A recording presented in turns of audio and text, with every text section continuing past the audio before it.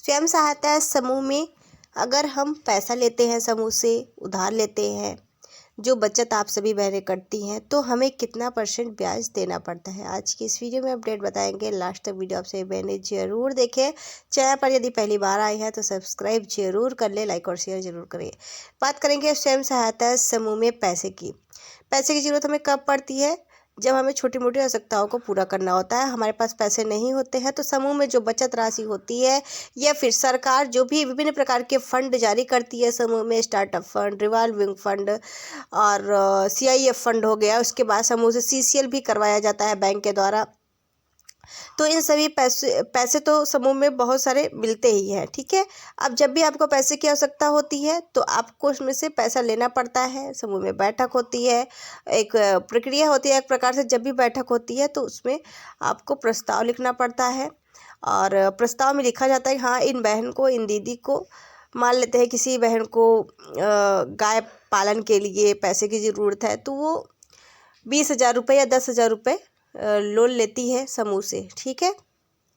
और उसके लिए प्रस्ताव जारी किया जाता है, प्रस्ताव लिखा जाता है कि हाँ, इन दीदी को गाय खरीदने के लिए इतने पैसों की आवश्यकता है और इनको पैसा दिया जा रहा है, इतने महीनों में ये पैसा वापस करेंगी, ठीक है। ऐसा होता है। और इसके अलावा ब्याज कितना लगता है? तो देखिए 1% ब्याज लगता है, ठीक है। 1% ब्याज पे समूह में लोन मिल जाता है आपको। जितने भी पैसे आपको चाहिए 1% ब्याज के अनुसार आप पैसा ले सकती हैं और 1% ब्याज आपको जमा करना पड़ेगा, मतलब 1% महीने का, ठीक है। 1 महीने का 1% ब्याज आपका लगेगा। यानी कि अगर आप लोग समूह के फंड से पैसा ले या CCL से पैसा ले तो भी आपको 1 ही % लगेगा। हो सकता है आपके ज़िले में कुछ और नियम हो, लेकिन हमारा उत्तर प्रदेश में प्रतापगढ़ ज़िले से हैं हम, तो हमारे यहाँ 1% ब्याज ही लगता है। आपके यहाँ हो सकता है 2% लगता हो, कहीं कहीं 1%, कहीं 2%, ऐसे ही, इससे ज़्यादा नहीं है। और अगर आप CCL से पैसा लेती हैं, यानी कि बैंक से जो CCL होता है उससे अगर आप पैसा लेती हैं तो आपको तब भी 1% ब्याज ही देना पड़ेगा। हमारे इधर भी बहुत सारी बहनें ली हुई हैं CCL से लोन, और सभी ने, कोई 40,000 लिया, कोई 50,000 लिया, ऐसे ऐसे बहनों ली हुई हैं। उनको 1% ब्याज ही जमा करना पड़ता है।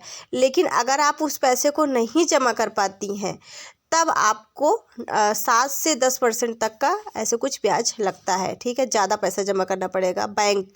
जो बैंक का है, यानी कि CCL जो होता है वह बैंक से होता है, क्योंकि और ये पैसा सरकार तो दे नहीं रही है, इसलिए जब आप इस पैसे को नहीं जमा कर पाती हैं तो आपको देना ही पड़ेगा 7 से 10% ब्याज। कहीं 7% है, तो कहीं 9% है, कहीं 10% है। नहीं जमा कर पाती हैं तो तय सीमा के अंतर्गत, जो भी आपको टाइम दिया गया है उस टाइमिंग के अंतर्गत आपको पैसा जमा करना होता है। नहीं जमा करेंगे 7 से 10% तक का ब्याज आपको लगेगा। और जो समूह से जो फंड मिला है आपको, सरकार जो फंड दी है, मतलब कि CIF फंड वगैरह, उनमें से पैसा लेती हैं जब आप, तो नहीं जमा कर पाती हैं।